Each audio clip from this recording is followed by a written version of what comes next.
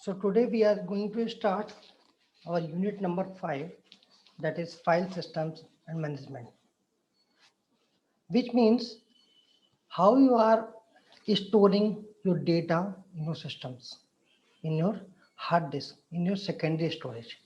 Because whenever we say we are going to store this, we are going to save this, we are not talking about our RAM, because RAM is temporary data storage. After switching on the system, all the memory content will be cleared out. So a permanent storage is based on the secondary storage media. Now this file system management is completely depend on the secondary storage, how you are managing your data in secondary storage. Secondary storage means your RAM, sorry, your hard disk, your magnetic disk, your pen drives, whatever you are connecting to your PC externally is known as secondary storage. Primary storage means uh, the CPU can directly access that particular memory is known as the primary memory. CPU cannot use directly, uh, CPU can use uh, memory content with the help of primary memory is known as the secondary storage. So CPU cannot read any data from the secondary media. If CPU want to read some data from secondary storage, then it must go to RAM. Then RAM will be taking all the data from the secondary storage media. So this is all about the file management systems. This particular chapter we will take from William Stelling book, not from the Galvin book, because I found it better in this book. William Sterling is also a very good book for operating systems. Now, first we should know about files. What is a file? Anything you are saving in your system is known as file. File may be any program, file may be any movie, file may be any song. Different types of file are there in your system. Data collections created by users. The file system is one of the most important parts of the operating system to a user. Desirable properties of files. Long-term existence, well-known property. We want to save it for a longer duration of time. Files are stored on disk or other secondary storage and do not disappear when a user logs off. If a user is shutting down the system, it will not be cleared. Shareable between processes.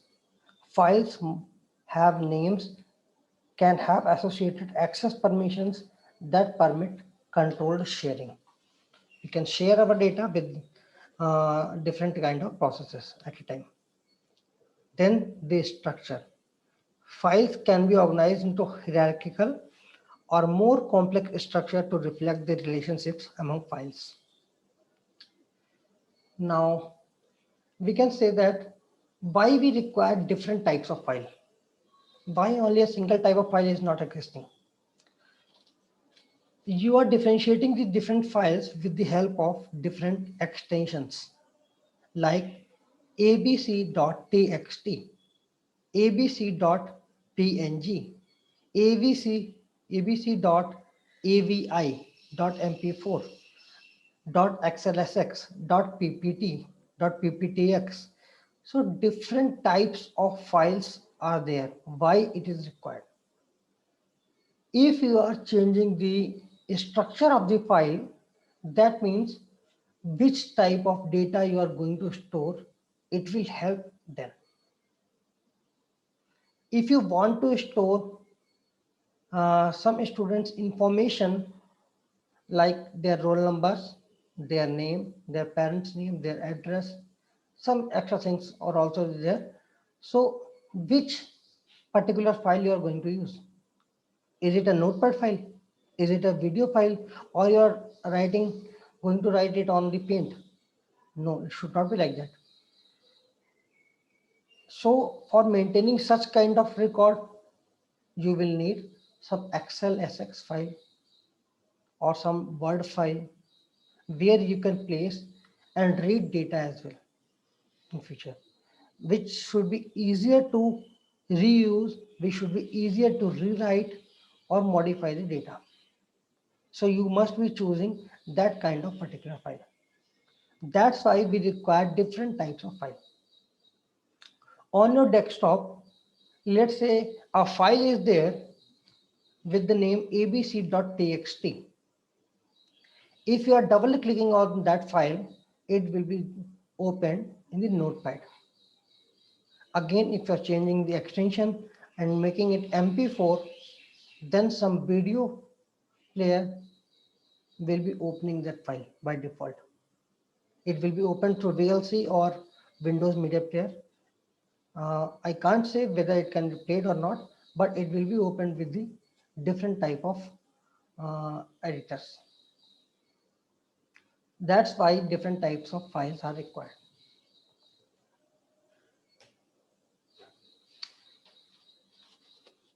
What file system is? We have the idea of file. Now, what is the file systems? It provides a means to store data organized as files, as well as a collection of functions that can be performed on files. File system means how to store, how it is stored, how you are managing, how you are organizing the data in that file, and what kind of different operations that can be performed on that particular file. So you need to consider two things: how it is storing, how you can use. Maintain a set of attributes associated with the file.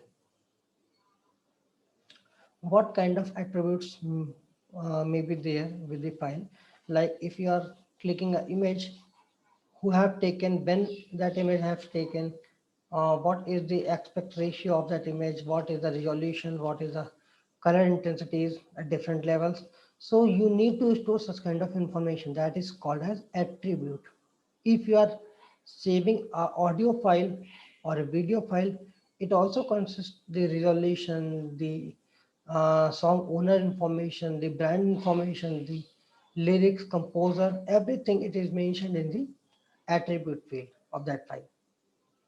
When you are talking about doc file, then when it has modified, who has created, when have created, all the information must be written on that file.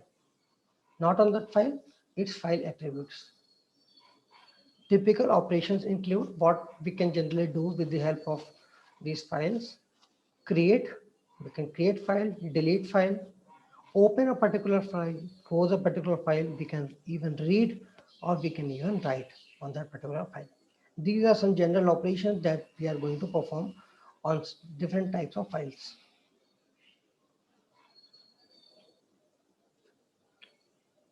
File systems, file structure. Four terms are commonly used when discussing files: field, record, file, and database. Okay, these are four different fields. Now, with the help of single example, I can let you know all these type of different terms. Suppose there is an Excel sheet. Okay, in Excel sheet there are so many entries. Okay, when you are talking about only a single box where you can write any value, a single block, that block is known as a field. The basic information you are providing in the field. If in a first row it is written your roll number, serial number, your name, father's name, contact number, email ID, these things are maintained in the different fields. So individual information is known as a field. When we are talking a complete row, row means all the information associated with a particular person. Now it is a record. You can say that check in your file whether this particular person is there or not, this person's record is there or not. You have to maintain that person record. Record means all the associated information with that person or anything. Now file may consist different records, so many records. If I am talking about all the entries of your section of, or we can say all the student record of our institute, then it will be a file. It will be a big file which will consist records of all the students in the university. Then we are moving more further with the database. Database consists of so many different types of files, like our automation. In our automation, there are so many kinds of data that we are pushing on daily basis. That is a database. There are so many different types of file that it has to manage. Collection of different types of file is known as database. It's a big thing. So whenever we are talking any Flipkart, IRCTC site, anything, whatever you are seeing, consisting of databases. Why it is required database? Why it is not required maintaining a file? Because on a single file, it is impossible to implement such kind of records. You cannot implement, you cannot hold all kinds of data in a single file, because that file will be heavier to use and it will be costlier to read and write data in that file. Even searching will be very difficult in that case. So if we are talking about Flipkart, so it will be having the different files for the different type of segment, different types of items. It will be having again a different file for username and password of the users that are going to use that particular website. So there are different kinds of files in any of the organization. So field is the basic thing. Then mixing of fields will give you a record. So many records collected are known as file. If we are talking about so many files placed on a single location or heterogeneous location, that are known as database.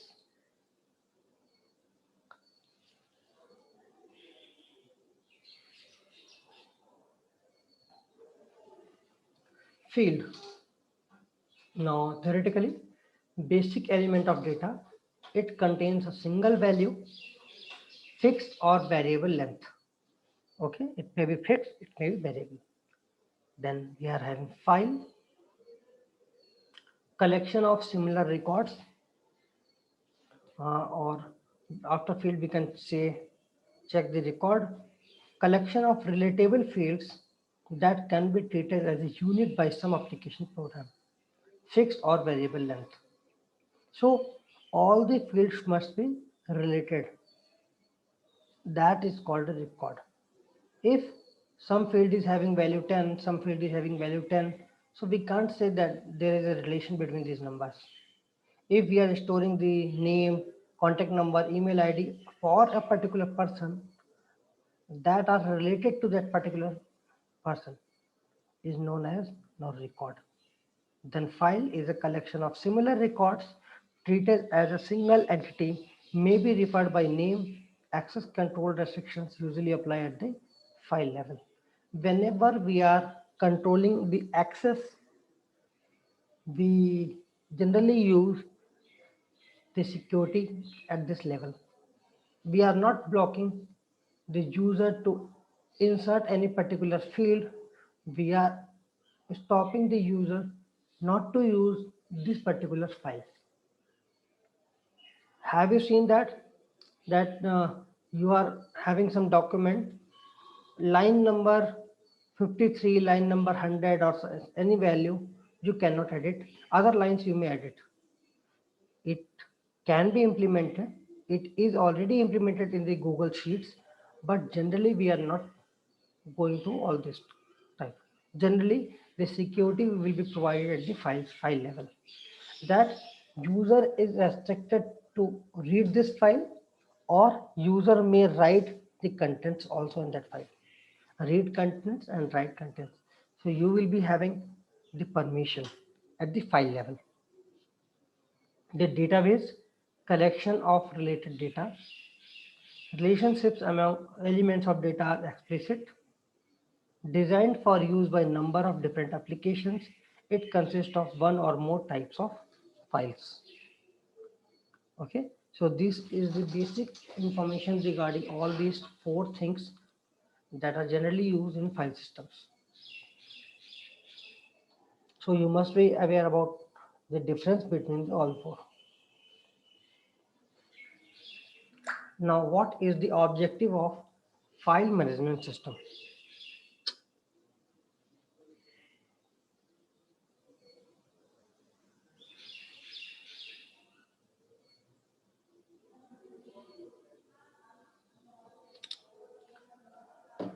Why we are maintaining our file management? Meet the data management needs of a user, what user actually requires with the help of file, guarantee that the data in the file are valid, optimize the performance, provide input-output support for a variety of storage device types. Obviously, we have already studied this, that secondary storage can be used as an input-output device. Why? It can also work as a input where you want some input for a process that is already stored on the hard disk. You can fetch the data from the secondary storage. So it will be now working as an input device. Or you are performing some operation, you are running some application, you are running some code, and it is producing some kind of result. Now that result you want to store in your system. Now you are storing your result on the hard drive. Now hard drive is working as an output device. At any time, if you are feeling any type of difficulty in any of the topic, you may raise your hand. Minimize the potential for lost or destroyed data. It should not be there that data is lost after saving or data is deleted. You should have some recovery options also. If you have wrongly pressed backspace key and some data is got deleted, then some redo or undo schemes must be there in that particular file. Provide a standardized set of input-output interface routines to user processes. It provides input-output support for multiple users in the case of multiple user systems. If a file is there, multiple users want to access that particular file at a time, then we may implement this kind of feature in our system.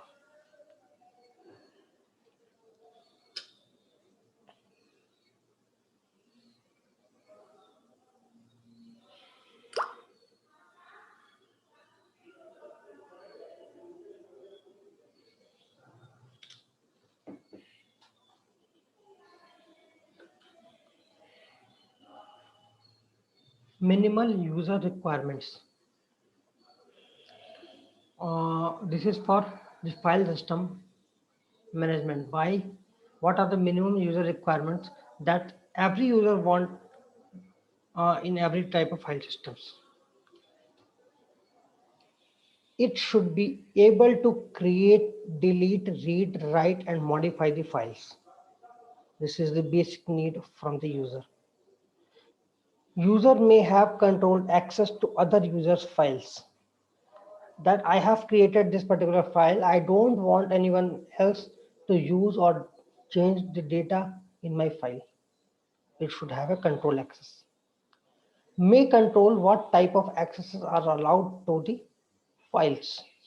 So even controls may be customized that some other person is allowed to read the content from my file, but not allowed to write the contents. Okay. It should be able to restructure the files in a form appropriate to the problem. So if you are managing some data in a file, that a structure user may change at the at some other times.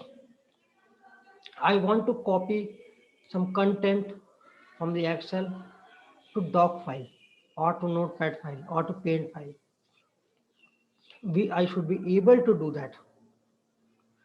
Should be able to move data between files. If two different files are there with the same type, so you can copy some data from that one file to another.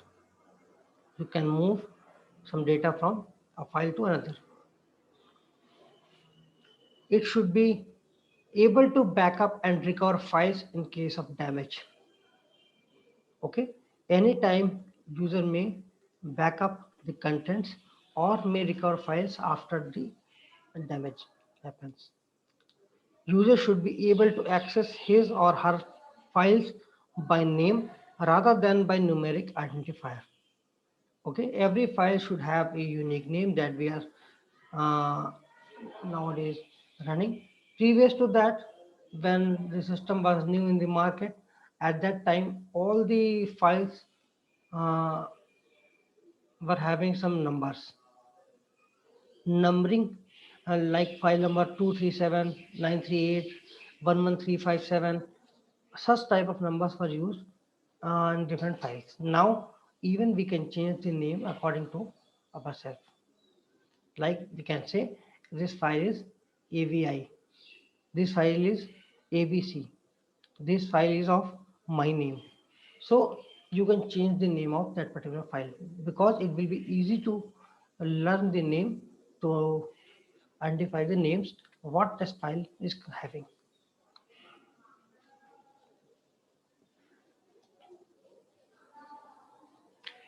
Now this is the architecture of the file systems.